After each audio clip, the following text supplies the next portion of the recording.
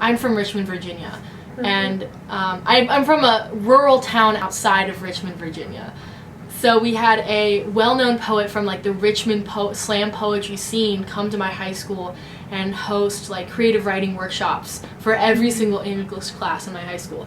And he came, and his prompt was, if this was your last breath, what do you have to say?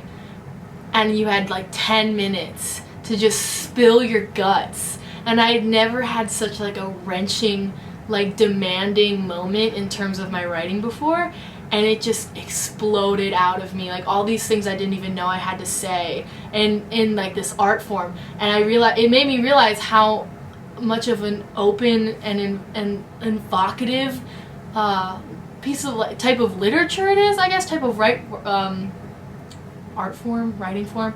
I was exposed to this caliber of talent in an activity that I didn't even know existed before, and it just baffled me. And I instantly was like, I need to make this a part of my life.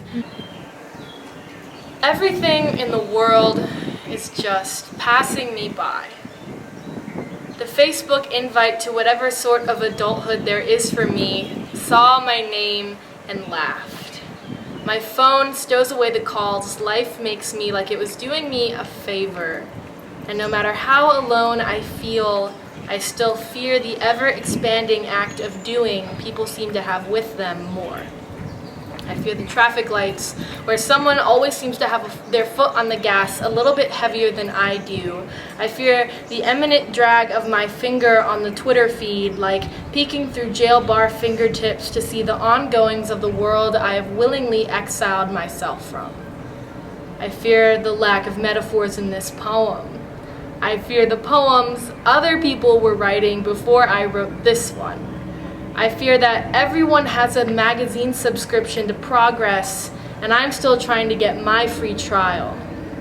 I am unsure how to stop repackaging my maturity and understanding how to properly wield a knife, on how to bundle up all of my missing out-ons and light the match, and how to experience danger.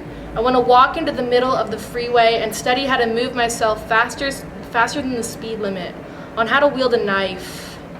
All of these vices, I am living vicariously through other people's Instagrams. My largest interaction with my friends is tapping on their photos in Morse code for help me.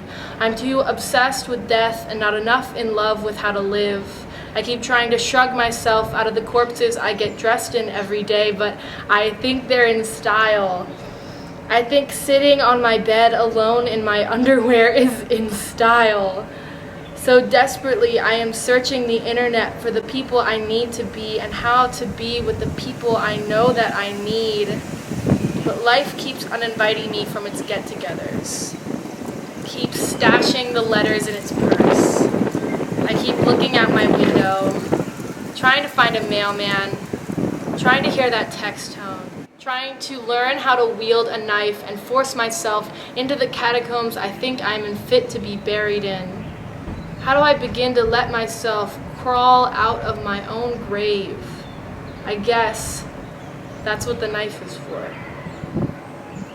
I wrote this poem such a long time ago. I think I wrote it in January of my senior year of high school. So not that long ago, but over a year ago.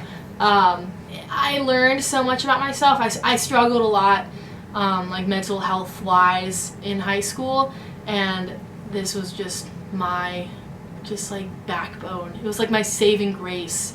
Even if I like wasn't happy, I was happy writing poetry, and it eventually got me to like a much better place than where I was. And now it's just like I'm an incredibly happy person now, and I love life, but I have to credit a lot of that to writing, to poetry. There's this whole wall of technology that is just keeping us from truly understanding who we are, because we're so focused on like who we are presenting ourselves to be rather than who we actually are. I think there's a fine line between like being social and using it for fun, and then using it as a sort of like crutch for like self-confidence or being someone who you're not. You always come back to writing about the same thing. And I think I always come back to writing about myself, and I write about my thought process and my identity.